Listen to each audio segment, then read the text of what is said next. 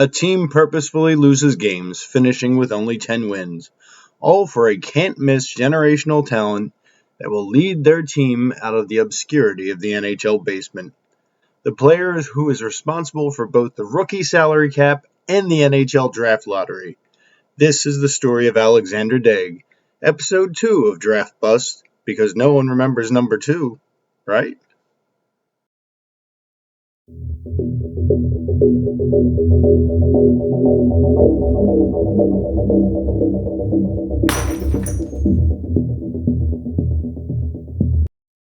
If you don't mind, please hit that subscribe button and the bell notification to stay up to date on all of what's going on this channel. And at the end of the video, if you liked it, please give us a thumbs up. And now, on to Daigle. If you read the title of this video, then you know things just didn't work out the way the Ottawa Senators had hoped. Daigle lit the QMJHL on fire in his draft year, scoring an eye-popping 137 points in just 53 games with the Victoriaville Tigres. The Ottawa Senators were smitten, even turning down a trade package allegedly from the Quebec Nordiques that included Peter Forsberg, just to draft Daigle. And on June 26, 1993, they got their prize, drafting Daigle and then giving him a then unprecedented 5-year, $12.5 million contract before Alexander the Great even played a single game. He even quipped the most infamous remark in NHL draft history: "I'm glad I got drafted first because no one remembers number 2. In his first full season, 93-94, Daigle scored 51 points in a full 84-game season. Good for 5th in the rookie scoring race, a full 28 points behind fellow Sens rookie Alexei Yashin, and 21 points over the number 2 guy. Sadly for Alexandre, this would be his career high. The Senators still supported Daigle over Yashin, which angered the latter, causing Alexei to sit out the 95-96 season until he made as much money as the man he was outperforming. Daigle didn't help his own cause, scoring just 17 points in 50 games, while getting demoted to the 4th line. Sens ownership fired coach Rick Bowness and assistant coach Alain Vigneault for this indiscretion. The following year, Daigle had a sort of resurgence, scoring 26 goals and restoring some of the promise, but he was plagued by apathy and a lack of motivation. And why wouldn't he? He was a media darling and a multimillionaire. He had everything he wanted, so what did he have to gain? After 4.5 seasons, Ottawa's team had enough, dealing Daigle to the Philadelphia Flyers for Vaclav Prospal, a 4th-round pick, and another first-round draft bust, Pat Falloon. His first year in Philly saw Daigle score a respectable 26 points in 37 games, often playing on the same line with the 3rd overall draft pick in 93, Chris Gratton. But in 1998-99 season, the Orange and Black grew weary of Daigle's underperformance and shipped him eventually to Tampa in a 3-team deal. But he only played 32 games for Tampa before the Lightning pulled the plug, trading him to the Rangers for an undisclosed amount of cash. After scoring 26 goals in New York for the 99-2000 season, the Rangers waived him. No team wanted to take a chance on the once can't-miss prospect. He was a league pariah, often considering his value was significantly higher than his contributions on the ice. Daigle played an offensive game, but didn't perform, and his defensive game was just terrible.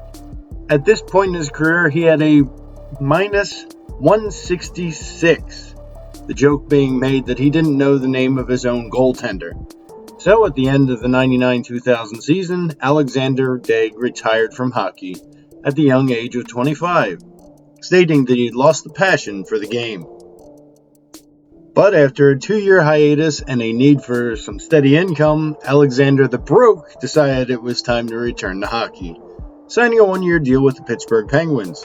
Started out well for him, leading the Penguins in preseason scoring, but it was not the last as Daigle spent most of the season with the Pens AHL team in Wilkes-Barre. Daigle signed with the fledgling Minnesota Wild later in the offseason.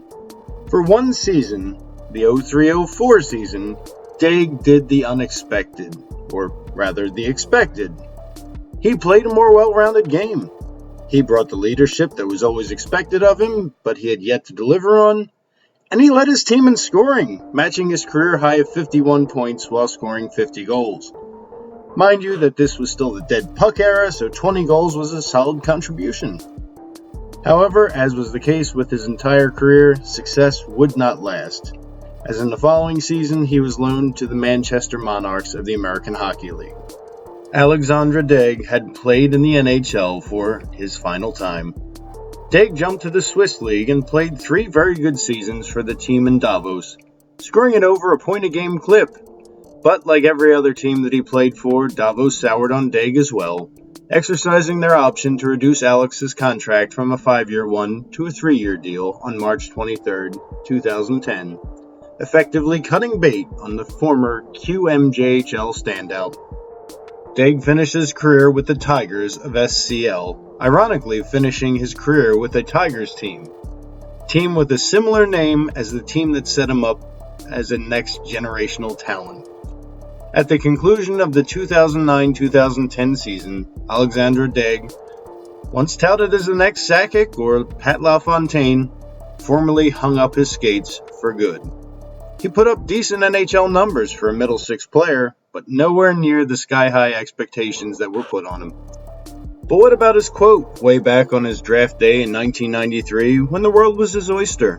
Whatever happened to the man who got picked second? You know, the guy history wouldn't remember? Well, that guy scored more than double the amount of points as Daigle collected, while playing as a hard-nosed two-way defenseman. It was merely Hall of Famer Chris Pronger. Very forgettable. Daigle's story is a cautionary tale, as to not put too much pressure on an 18-year-old, and certainly not to throw a truckload of cash at anyone who hasn't played a single NHL game.